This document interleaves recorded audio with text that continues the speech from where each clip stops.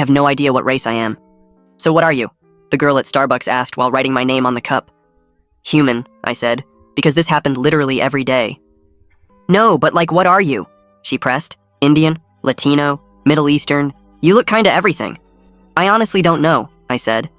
She laughed like I was joking, but I wasn't. I was 17 years old and had no idea what race I was because my parents refused to tell me. At dinner that night, I tried again. Mom, what ethnicity are we? We're American, she said, passing the salad. But before that, I said. Before that, we were younger, my dad said, and they both laughed like it was hilarious. I'm serious, I said. People ask me all the time and I have nothing to tell them. Tell them you're from Earth, my mom said, third planet from the sun. So I tried asking my grandmother on the phone. Grandma, what's our heritage? Oh, sweetie, we're from Ohio, she said. No, I mean like ancestry, I said. My ancestors are from Ohio too, she said. What about before Ohio? I asked. Before Ohio, there was nothing, she said, and hung up. I went through every family photo album looking for clues. Maybe traditional clothing or cultural celebrations or food that might give me hints. But every single photo was aggressively neutral. Backyard barbecues with hamburgers, Christmas with a generic tree, nothing ethnic anywhere. I tried to trick my mom while she was distracted doing taxes. Hey mom, what should I put for race on this college application? What are the options? She asked without looking up. White, black, Asian, Hispanic, Native American, Pacific Islander, I said. Put yes, she said. That's not an option, I said. Then put no, she said. I Googled our last name trying to find its origin. The internet said it was either French, Vietnamese, Nigerian, or possibly made up entirely. One website said it meant bread maker, and another said it meant son of the mountain. At school, I asked the Spanish teacher if I looked Hispanic. She said maybe. I asked the Mandarin teacher if I looked Chinese. He said possibly. I asked the French teacher if I looked French, and she said, everyone looks a little French if you squint. I saved up money to buy a DNA test kit. When it arrived, my parents were waiting in the living room like an intervention. We can't let you do that, my dad said. Why? I asked. The companies sell your data, my mom said. I don't care about my data, I said. You will when you're older, my dad said, taking the kit. Trust us. I had my friend Jeremy order one to his house instead, but when I went to pick it up, his mom said my mom had called and asked her not to let me have it. They'd coordinated against me. I tried asking my doctor at my physical. So, what ethnic background would you say I am, medically speaking? That's not really a medical question, he said. But certain races have certain health risks, I said. I'd Googled some to prepare. Should I be worried about sickle cell? Tay-Sachs? Your parents said you might ask about this, he said. I'm not supposed to discuss it with you. You're my doctor, I said. I'm the family doctor, he said. I got desperate and went to the public library to research genealogy records. I searched for hours and found records for everyone with my last name going back to the 1800s. But when I got to my parents' generation, everything stopped. No birth records, no marriage licenses, nothing. That's odd, the librarian said, looking over my shoulder. It's like your family just appeared out of nowhere in 1999. That's 3 years before I was born, I said. Maybe they changed their names? She suggested. I searched for name change records but found nothing. Then I noticed something strange. The librarian had written down my parents' names to help search, but when I came back from the bathroom, the paper was gone, and she acted like she'd never seen me before. I was just here, I said. You were helping me with genealogy. I don't know what you're talking about, she said. The library is closing. It was 2 p.m. The library didn't close until 8. I snuck into my dad's home office looking for any documents that might list race or ethnicity. I found my birth certificate, but where it should have listed my parents' race, someone had put whiteout. Actual whiteout on an official document. When I held it up to the light, I could see something underneath, but couldn't make it out. What are you doing? My dad said from the doorway. Looking for answers, I said. You won't find them there, he said, taking the certificate. Then where? I asked. When you're 18, he said. We'll tell you when you're 18. That's in 6 months, I said. Then wait 6 months, he said. But I couldn't wait. I knew now that something weird was going on. So I convinced the school nurse to take a cheek swab for a biology project and mailed it to a DNA company myself. I had the results sent to Jeremy's email so my parents wouldn't know. 6 weeks later, Jeremy called me. The results are in. I went to his house and we sat at his computer. My parents thought I was at soccer practice. They had no idea I was about to find out what they'd been hiding my entire life. Ready? Jeremy asked with his finger on the mouse. Click it, I said. The results loaded and Jeremy's face went completely white. I looked at the screen and couldn't understand what I was seeing. The screen showed 43 people listed as half-sibling matches.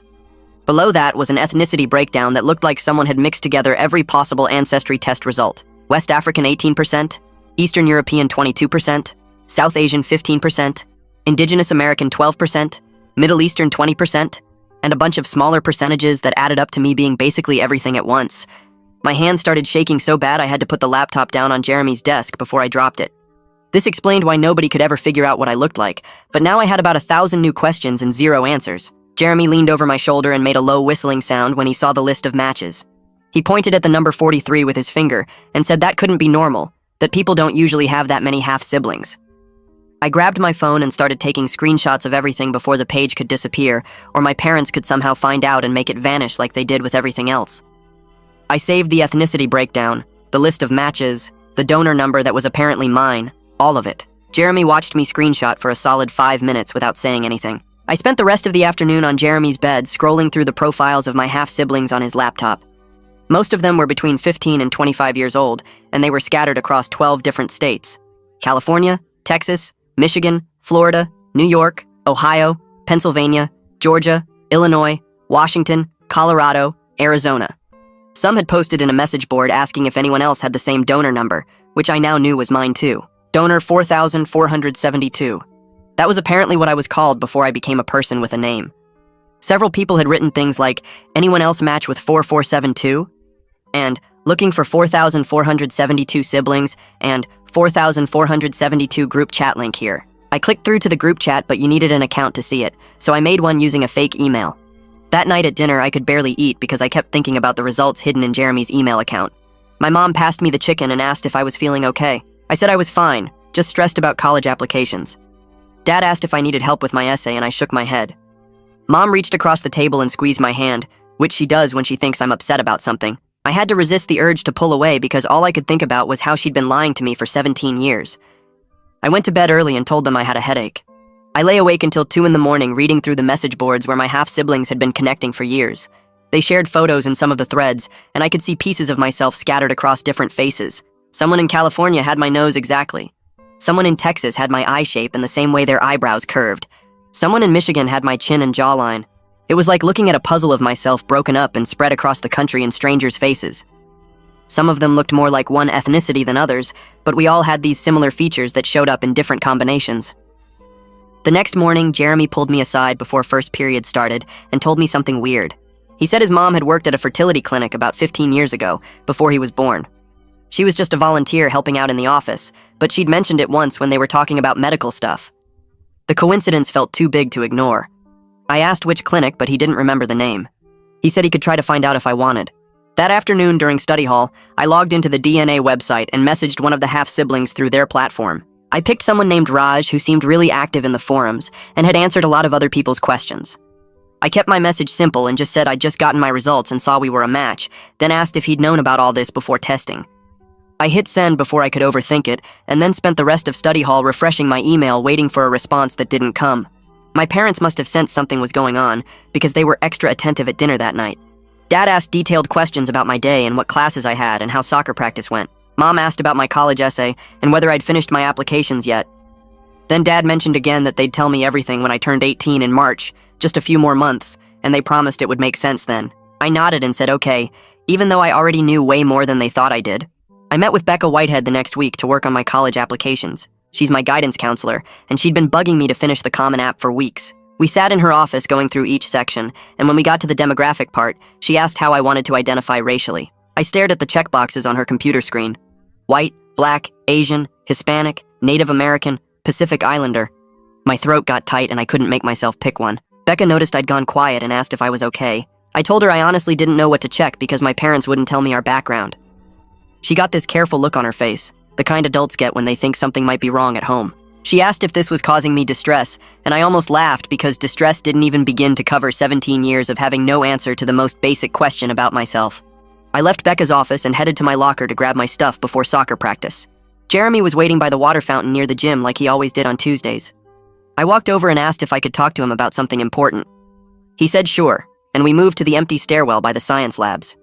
I brought up his mom working at that fertility clinic and asked if he could maybe find out which one it was, or if she remembered anything about donors or records. Jeremy's face changed immediately. He took a step back and shook his head. He said his mom had been getting weird phone calls from my mom for the past week, and she was really uncomfortable about the whole thing. I felt my chest get tight, I asked what kind of calls, and he said my mom kept asking his mom not to talk to me about the clinic or help me with anything related to it. I couldn't believe they were coordinating behind my back again. I told Jeremy I just needed information, and his mom might be the only person who could help me. He said he didn't want to be in the middle of this anymore, and it was making things weird between our families. I snapped that he was already in the middle by letting me use his email for the DNA test. He said that was different, and he was starting to regret it. We stood there staring at each other, and I could feel everything getting tense and wrong between us. He walked away first, and I didn't try to stop him. We didn't talk at all the next day at the school. We didn't talk the day after that either. 3 days after I sent that message to Raj, I got a notification on my phone during math class. I waited until lunch to check it in the bathroom where nobody could see my screen. Raj had written back. He said he'd found out about everything 2 years ago when he turned 18 and got access to his records. He said our donor was used a lot, way more than normal. He said there was a private group of half-siblings if I wanted to join where they shared medical information and tried to figure out who else was out there. He included a link to a private forum. I clicked it right away and it asked me to create a username. I made up a fake name because I wasn't ready for everyone to know who I was yet. The forum loaded and I saw dozens of posts going back years. I scrolled through thread after thread during the rest of lunch, sitting on the floor in the bathroom stall with my phone. The first thing I noticed was a pinned post at the top that said there were actually 62 confirmed half-siblings in the group. That was way more than the 43 who showed up on my DNA match list. Some people had never tested, or they'd used different companies that didn't share data. Everyone called our donor by a number instead of a name. Donor 4472. There were threads about trying to find him, and threads about medical history, and threads just for people to introduce themselves and share photos. I found the health concerns thread and started reading. My hands were shaking so much I almost dropped my phone. Multiple people reported having heart problems. One person wrote about arrhythmia that started when they were 19.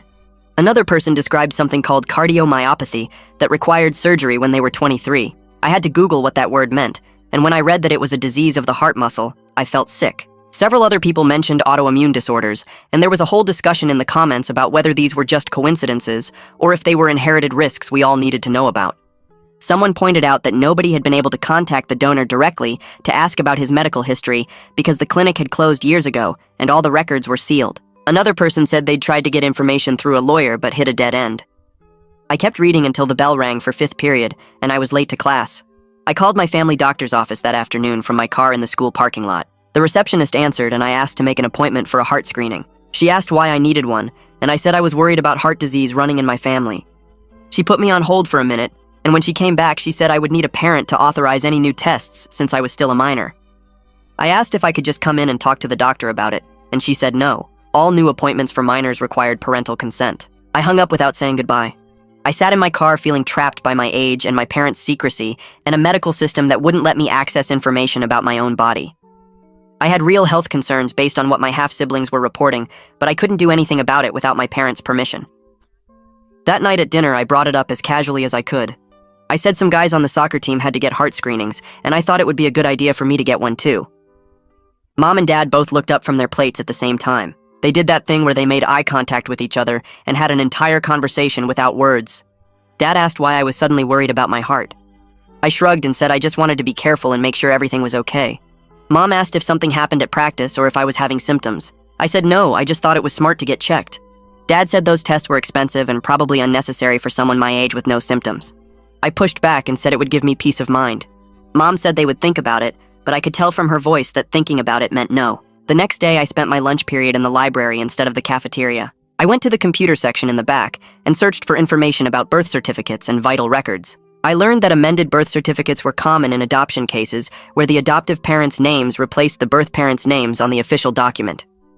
I learned that original birth certificates could be sealed by court order and that accessing them usually required a lawyer and a really good reason. Then I searched for my parents' names in the county birth records database just to see what would come up. I typed in my mom's name first and got nothing before 1999.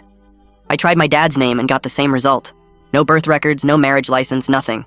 It was like they didn't exist before 3 years before I was born. I wrote down the website addresses and some notes about sealed records on a piece of paper and folded it into my pocket. I went back to the library the next day during lunch to do more research. The same librarian was working at the front desk, but when I walked up and asked for help finding more genealogy records, she looked at me like she'd never seen me before. She said she didn't remember helping me yesterday. I reminded her about the search we did for my parents' names and how we found that gap in the records. She got this confused look on her face and said she must be thinking of someone else. I pulled out my notes from yesterday and showed her the website addresses she'd helped me find. She looked at the paper and then back at me, and her face got red. She said the genealogy section was reorganized and I needed to leave. I asked when I could come back and she said she didn't know. The whole interaction felt completely wrong, like someone had talked to her or warned her not to help me anymore. I found a student journalist in my English class the next day. Her name was Cassidy, and she wrote for the school paper. I sat down next to her before class started and asked her a hypothetical question about students' rights to access their own medical information. Her eyes lit up immediately and she pulled out a notebook. She started asking me questions about why I was researching this and whether I knew someone who was having problems getting medical records. I kept my answers vague and said I was just curious about the legal side of things. She was sharp though, and I could tell she sensed there was a real story behind my questions. She said she'd look into it and maybe write something for the paper if I wanted to talk more. Jeremy found me sitting alone at lunch 2 days after our argument. He sat down across from me without asking and said he was sorry for getting defensive. I said I was sorry for pushing about his mom. He asked how I was doing and I admitted that the whole thing was making me paranoid. I told him it felt like everyone was in on some secret except me. Jeremy said that was probably not far from the truth, and I knew he was trying to make me feel better, but it didn't work. We agreed to stop fighting about it and just be friends again. I was relieved because I needed at least one person at the school who I could trust. 2 days later, my parents were waiting in the living room when I got home from the school. Dad had his laptop open on the coffee table, and Mom sat next to him with her arms crossed. I knew immediately something was wrong because they never sat like that unless it was serious. Dad turned the screen toward me, and I saw the browser history from the family computer pulled up with all my searches highlighted in yellow. Birth certificates, sealed records, name changes, fertility clinics. I'd been so careful to use Jeremy's computer for the DNA stuff, but I'd gotten sloppy with the other research. Mom's face looked red like she'd been crying, and Dad kept clenching his jaw the way he did when he was trying not to yell. They made me sit down on the chair across from them, and Dad started talking about privacy and boundaries and how I needed to respect their reasons for waiting until I turned 18. Mom kept saying some things are complicated, and they weren't trying to hurt me. I could see she was genuinely upset, not just angry, and that made it harder to stay mad. But I was still furious because they'd had 17 years to figure out how to tell me, and instead they just kept hiding everything. The talk went in circles for almost an hour with them saying wait and me saying I couldn't wait and nobody getting anywhere. Finally, Dad said if I kept pushing, they'd have to take away my computer privileges entirely, and Mom nodded, even though she looked miserable about it. That night, I got a notification on my phone from the DNA platform. Someone named Raj wanted to video chat. I waited until my parents went to bed, then set up my laptop in my room with the door locked. When the call connected, I saw a guy who looked maybe 19 or 20 with the same skin tone as me and similar features. We had the same slightly crooked smile and the same shape to our eyes. It was like looking at a version of myself from a couple years in the future. He waved at the camera and said, "Welcome to the sibling club. It's weird at first, but you get used to it. Well, sort of." His voice was casual, but I could tell he remembered what it felt like to be new to all this. We talked for a few minutes about where we lived and how we found out, and he told me there was a whole group of us trying to figure things out together. Then Raj said his sister wanted to say hi, and another face appeared on the screen. Sita looked younger than Raj, maybe 17 like me, and she had darker hair but similar features. She explained they lived in Minnesota and found out about each other through the same DNA test 2 years ago. She pulled up a document on her screen and showed me how the group had been trying to track down information about the clinic and the donor, but kept hitting dead ends. The clinic shut down 8 years ago after some kind of legal trouble, and all the records got sealed or destroyed. She said they had a private forum where everyone shared what they knew and tried to piece things together. There were medical histories and family trees and timelines of when people were conceived. It was way more organized than I expected. Sita said some people had managed to get partial information through lawyers, but most of the parents had signed agreements that kept everything locked down. Then Sita told me about Amaya, one of our half-siblings who had to get emergency heart surgery last year at age 24. She pulled up a photo of a girl who looked healthy and normal, smiling at a beach somewhere. Sita explained that Amaya collapsed at work one day, and they found out she had a genetic heart condition. The doctors kept asking about family history, but she couldn't tell them anything because she didn't know about all of us yet. After she recovered and joined the group, she shared all her medical records so the rest of us would know to get checked. Sita said that's why they try to share medical stuff now, because it could literally save someone's life. She sent me a link to a shared document with all the health information people had reported. I scrolled through it and saw multiple mentions of heart issues, some autoimmune disorders, a few cases of early hearing loss. It was scary seeing it all laid out like that, knowing any of it could be waiting for me too. The next morning at breakfast, I brought up the heart screening again. I tried to sound casual and said I'd been reading that heart disease can run in families and I was worried about it. Dad looked up from his coffee and asked if someone said something to me about family health history. I could feel him watching my face for clues. I stayed vague and said I just wanted to be checked because some guys on the soccer team had to get screenings, and it seemed like a good idea. Mom and Dad did their silent communication thing where they just looked at each other for a few seconds. Finally, Mom said she'd look into it, but I needed to stop obsessing over things I couldn't control. Dad added that these tests were expensive, and I shouldn't go looking for problems that probably weren't there. I wanted to tell them about Amaya and the shared medical document, but I knew that would just prove I'd been talking to the half-siblings they didn't want me connecting with. At the school the next day, 3 different people asked me if it was true that I didn't know what race I was. The first was a girl from my math class who cornered me at my locker before first period. Then 2 guys from the soccer team brought it up at lunch like it was some kind of joke. Apparently someone had overheard me talking to Cassidy about identity stuff, and the rumor spread through the school overnight. I felt exposed and angry, like my private struggle had just become school gossip for people to talk about in the hallways. By last period, I couldn't take it anymore. I grabbed my stuff and walked out of class, told the hall monitor I felt sick, and drove around town for an hour instead of going home. I ended up parked at the empty soccer fields, just sitting in my car trying to calm down. My phone buzzed with texts from Jeremy asking where I was, but I didn't answer. The next morning, Cassidy found me in the parking lot before school started. She walked up looking guilty and said she needed to apologize. She explained she'd mentioned my questions to another reporter on the school paper, without using my name, but people figured it out anyway. I could tell she felt bad about it, but that didn't make me less mad. Then she said she wanted to make it up to me by helping research sealed records and minor rights. She'd already started looking into it and had some information about legal processes. I was too tired to stay mad at her, and honestly, I needed whatever help I could get. We agreed to meet in the library during lunch to go over what she'd found. That weekend, my parents got a phone call from the school counselor about my distress regarding family identity issues. I wasn't there when the call happened, but I heard them talking about it in the kitchen afterward. When they called me downstairs, the conversation got explosive fast. Dad accused me of making them look bad and embarrassing the family by talking about private stuff at the school. Mom started crying and saying they'd tried so hard to give me a normal life. I yelled back that normal includes knowing basic facts about yourself and not having to lie when people ask simple questions. Dad said I was being dramatic and ungrateful. I said they were being secretive and controlling. Mom said I didn't understand how hard this was for them. I said they didn't understand how hard it was for me to live 17 years not knowing who I was. We went back and forth until I was shouting and Mom was sobbing and Dad told me to go to my room. I locked myself in and pulled out the hidden phone to message the half-sibling group. I typed out everything that had happened with my parents and the school counselor and feeling like I was losing my mind. Within an hour, I had responses from 12 people sharing their own stories. Rory from Michigan said he didn't speak to his parents for a year after finding out they'd lied to him his whole life. Dinesh from 2 towns over said his parents still won't acknowledge the truth, even though he's shown them the DNA results. Someone named Maya said her mom finally admitted everything, but only after Maya threatened to cut off contact completely. Reading through all the messages made me feel less alone, but also more angry that this was such a common experience. All these parents making the same choice to hide the truth, and all these kids dealing with the same confusion and anger. On Monday, Cassidy found me after school and said she'd connected with someone who might be able to help. A legal aid attorney named Heather Marshall, who sometimes helped students with family law questions. Cassidy had already reached out, and Heather agreed to meet with me. We set it up for Wednesday afternoon at a coffee shop downtown. I told my parents I had a study group and drove there after school. Heather was already sitting at a corner table with a notepad and a coffee when I arrived. She looked maybe 35 with glasses and a kind face. I sat down and started explaining everything from the beginning. The DNA test, the 43 half-siblings, my parents' refusal to provide information, the sealed records, the browser history confrontation, all of it. She listened carefully and took notes without interrupting. When I finished, she asked a few questions about the timeline and whether I had copies of any documents.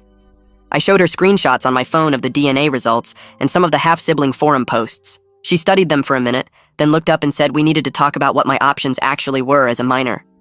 Heather pulled out a folder with papers and started going through what I could and couldn't do legally. She explained that minors have almost no rights when it comes to sealed records or medical decisions without parents saying yes.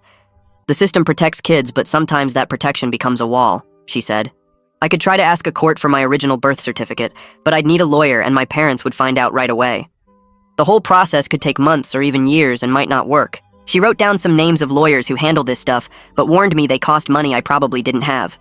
I left the coffee shop feeling more trapped than before. That night, I Googled the county records office and found a supervisor named Ken Roman who dealt with birth certificates and sealed records. I waited until my parents were both at work the next day and called from Jeremy's phone. I told Ken I was doing research for a school project about sealed records. He seemed happy to explain how it all worked. He said name changes and sealed records happen a lot in adoption cases and in legal settlements with fertility clinics. If there was a settlement, those records usually get locked up really tight, he said. Sometimes courts seal everything as part of the agreement.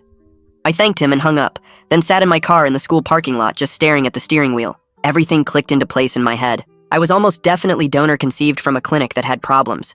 My parents changed their names and sealed all the records as part of some legal deal. They'd been hiding this my whole life. Everyone knew. Grandma knew. My doctor knew. Even Jeremy's mom knew. They'd all been helping my parents keep this secret from me for 17 years. I drove home and called Grandma from my room with the door locked. I asked her straight out about fertility treatments and donor conception. The phone went silent for so long I thought she'd hung up. Then she said I needed to talk to my parents about this and it wasn't her story to tell. But right before she hung up, she said something that made my stomach drop. The agency promised us it would be private, she said. Then the line went dead. I barely had time to process what she'd said before my dad knocked on my door. He came in looking really mad and asked if I'd been making phone calls about family business. Turns out the county records office had caller ID, and Ken had called my parents to let them know someone was asking questions about sealed records from their address. Dad took my phone right out of my hand. Mom came in and took my laptop. They said I was grounded until I could respect their privacy and their choices. I was so mad I couldn't even speak. But part of me had been ready for this. I'd already hidden Jeremy's old phone in a box under my bed with all my half-sibling contacts saved. That night after my parents went to sleep, I pulled out the hidden phone and messaged the group. Within an hour, Dinesh responded. He lived only 30 minutes away and offered to meet in person. We set it up for Saturday at a park between our towns. I'd tell my parents I had soccer practice. Jeremy said he'd cover for me if anyone asked. Saturday morning, I drove to the park and found Dinesh sitting at a picnic table near the playground. When I walked up, I felt weird because we looked similar enough that people might think we were cousins or even brothers. Same skin tone, same height, similar face shape. We shook hands and sat down and he started telling me his story. He found out at 16 when his parents finally told him after he kept pushing. His parents had also changed their names. He'd been fighting for information for 2 years now. It gets a little easier, he said, but the anger doesn't really go away. We spent 2 hours comparing everything we knew. Then Dinesh suggested we try to find the actual fertility clinic together. We went back to his house and used old phone books and internet archives to track down the address. It took forever, but we finally found it. We drove there together and my heart was racing the whole way. But when we pulled up to the address, it was a dentist office. We went inside and asked the receptionist about the fertility clinic. She got the property manager on the phone for us. He said the clinic closed in 2015 after some legal problems. All the records got sealed or destroyed. Another dead end. I drove home feeling defeated. Then on Monday, Cassidy found me before first period. She'd written an article for the school paper about students' rights to their own medical information and family history. She didn't use my name, but she included quotes from our interview about donor conception and sealed records. The article went up on the school website that morning. By lunch, my parents had seen it. They called me out of class to come home. The drive back was silent and awful. At home, they asked if I'd talk to a reporter about our private family matters. I said yes because I needed help and they weren't giving me any. Mom started crying. Dad said I'd embarrassed them and broken their trust. I said they'd lied to me for 17 years, so maybe we were even. Nobody won that fight. The next day at the school, my soccer coach pulled me aside and said I was benched for creating problems. He didn't say it was because of the article, but I knew. In the hallways, some teachers gave me these sad, sympathetic looks that made me want to disappear. But then something unexpected happened. 3 different students came up to me between classes. One girl said she was adopted and never knew other people dealt with the same kind of secrecy. A guy from my English class said he was donor conceived too, and his parents also wouldn't tell him anything. Another kid said their family had sealed records from a custody case, and they understood how it felt to have your own history kept from you. By the end of the day, I felt totally exposed, like everyone at the school knew my business. But I also felt less alone than I had in months. Maybe going public wasn't the worst thing after all. 2 days later, I got a private message through the half-sibling forum from an account I didn't recognize.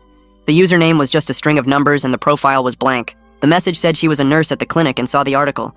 She could tell me some things off the record, but couldn't be named because she signed an NDA. At the bottom was a phone number with no area code prefix. I stared at my phone for 10 minutes before I saved the number and texted back asking when we could meet. She replied within seconds with an address for a diner in the next town over and a time for that Saturday. I told my parents I needed to study at the library for a big test. Mom offered to drive me, but I said Jeremy was picking me up. The lie came out so smooth it scared me a little. Saturday morning, I drove 40 minutes to the diner and parked in the back lot where my car wouldn't be visible from the road.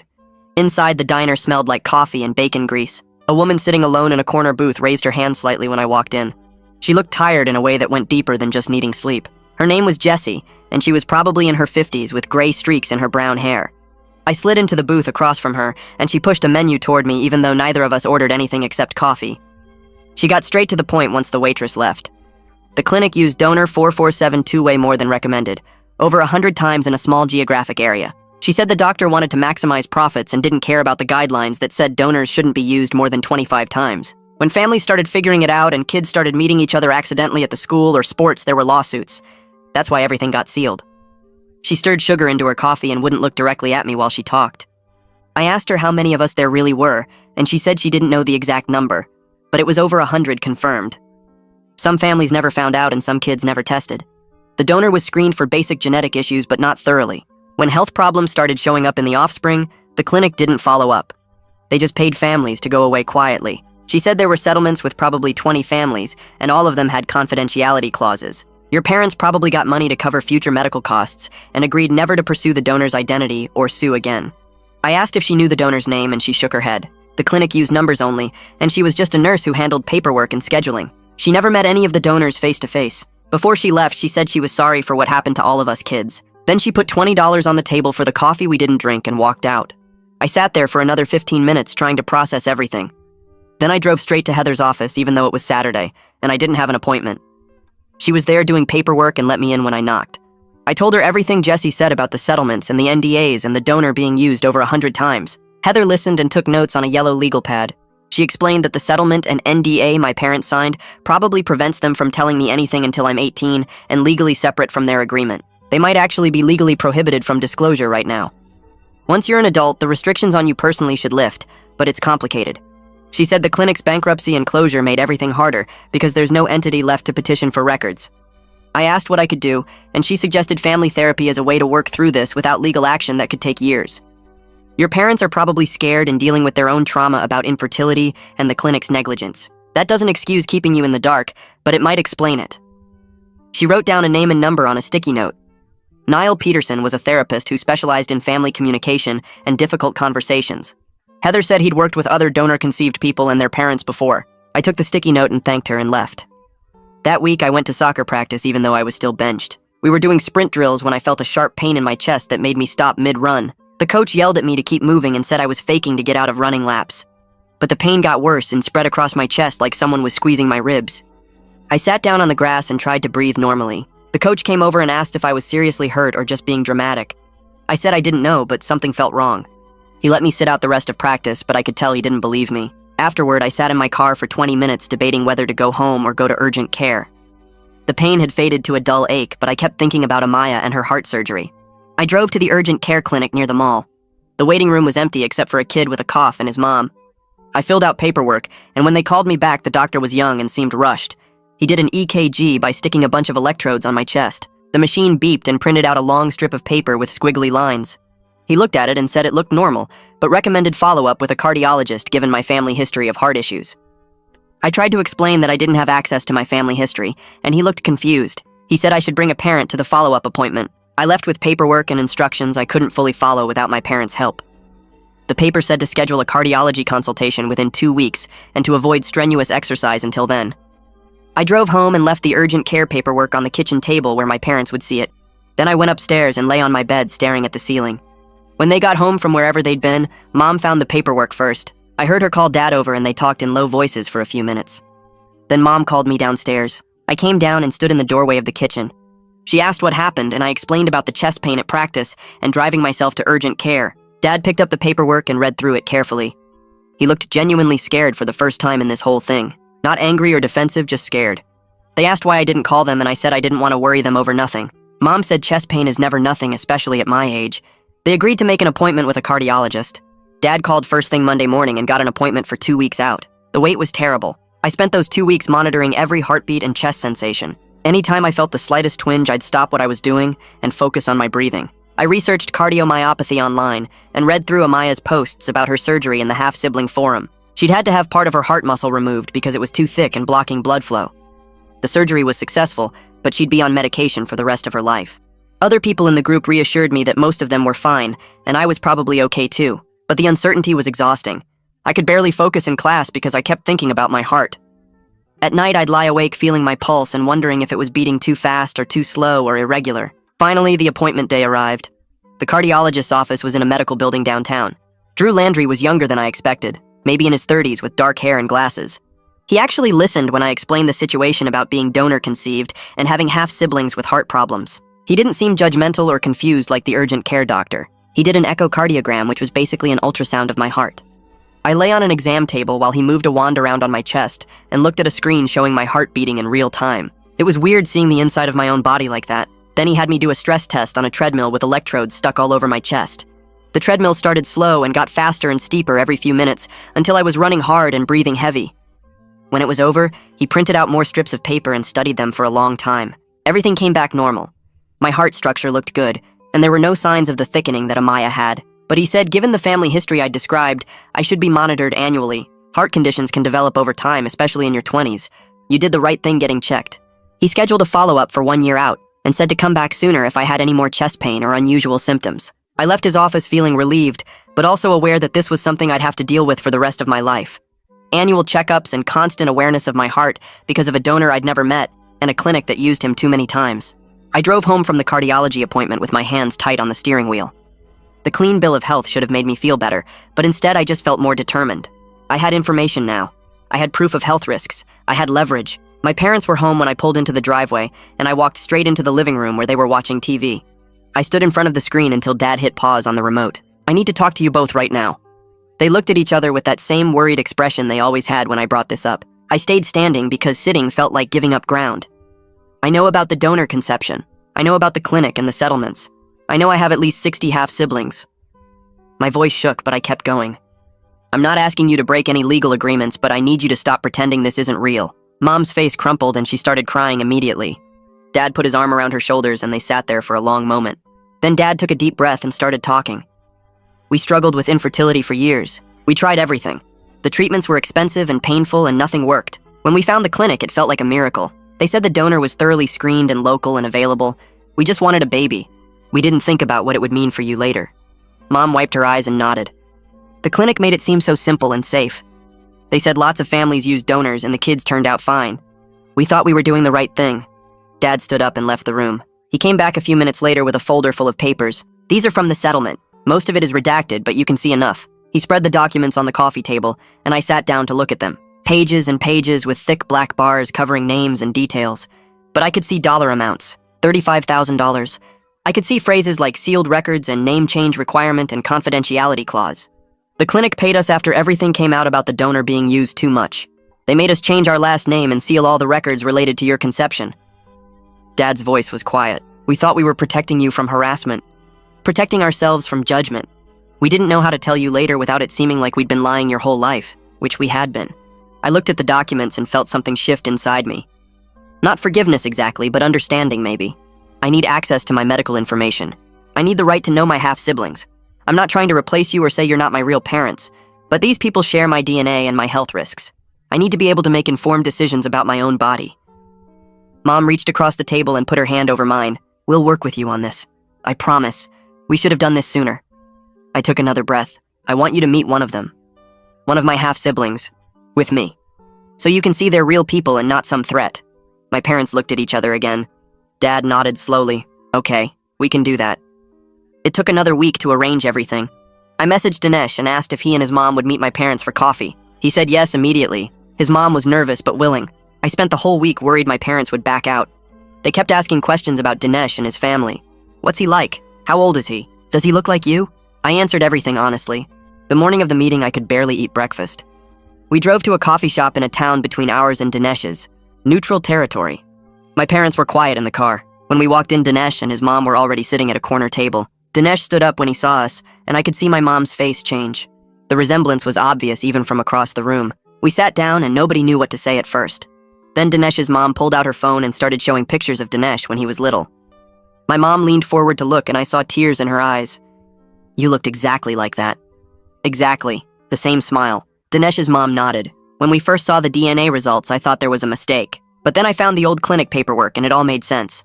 The two moms started talking about the clinic and the secrecy and the fear of judgment. Dinesh and I sat quietly and let them work through it. By the end of the hour, my parents seemed less defensive, less scared. Dad shook Dinesh's hand before we left and said thank you for meeting us. On Monday, Cassidy found me at my locker before first period. She looked nervous. I wanted to apologize again for how the article affected you. I told her it actually helped. It led to someone from the clinic contacting me with information. It pushed my parents toward honesty. She relaxed a little. If I write any follow-up pieces about donor conception rights, I'll run them by you first. You can choose whether to be involved. That afternoon, I had an appointment with Becca Whitehead to finish my college applications. We sat in her office with all the forms spread out between us. When we got to the race question, she looked at me carefully. What do you want to do with this? I thought about all the boxes. White, Black, Asian, Hispanic, Native American, Pacific Islander. I don't identify with any single category. Can I just check prefer not to say? She nodded. That's a valid choice. Then she helped me brainstorm essay topics. What about writing about navigating uncertainty? About advocating for yourself when you don't have all the answers? I started writing that night, and the essay came together faster than anything I'd written before. It was about learning that some questions don't have simple answers, and that's okay. About how identity is more than checkboxes. About how sometimes the search for answers teaches you more than the answers themselves. When I brought the draft to Becca the next week, she read it twice. This is the most authentic essay I've read all year. It's you.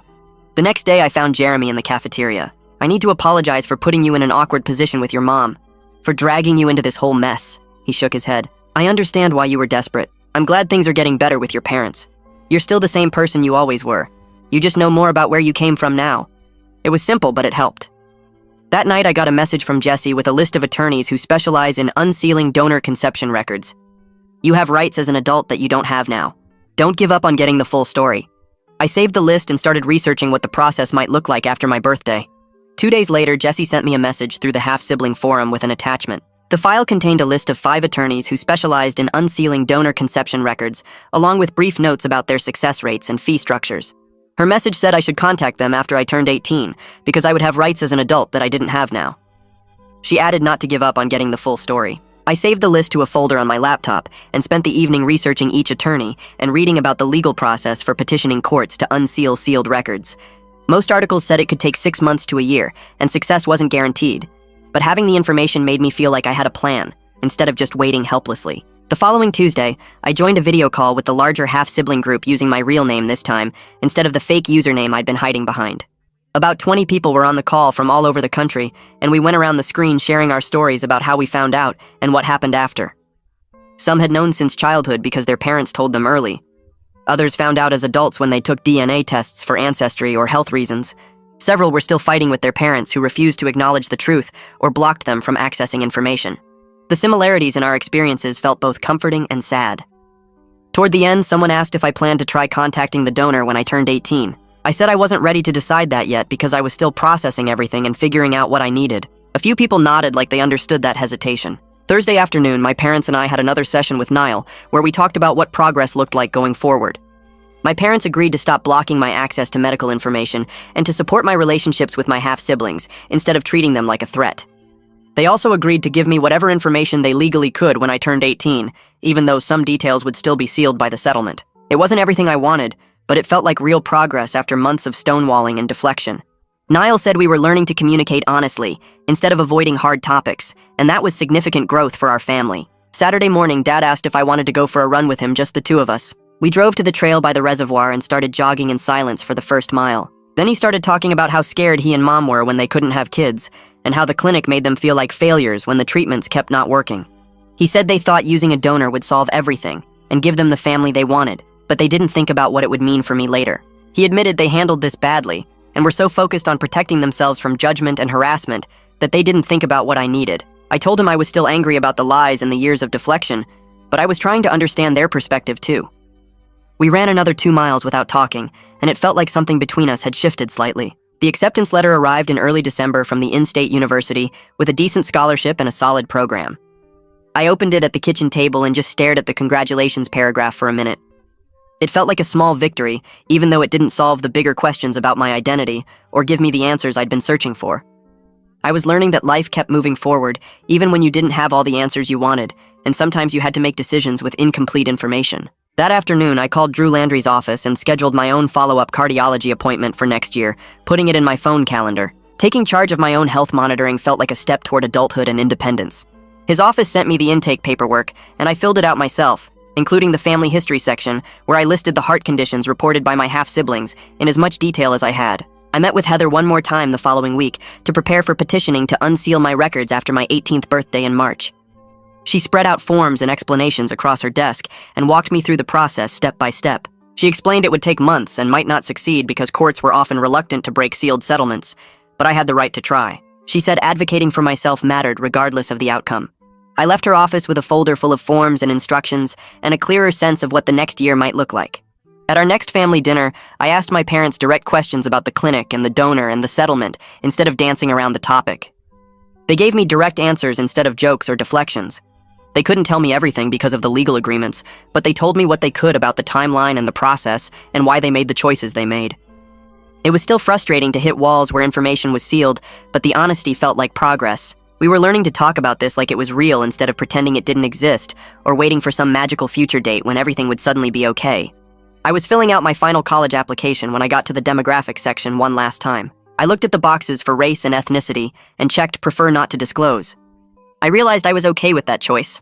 I didn't have all the answers about my identity, and I might never have them completely, but I knew who I was as a person.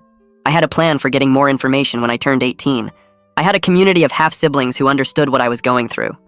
I had parents who were finally being honest with me, even if they couldn't tell me everything. It wasn't the ending I imagined when I first saw those DNA results at Jeremy's house, but it was real, and it was mine. That's where we'll end today's story. Thanks for being here. It really makes a difference knowing these words reach someone. I hope it added a bit of warmth to your day. Subscribe if you'd like to keep sharing stories like this together.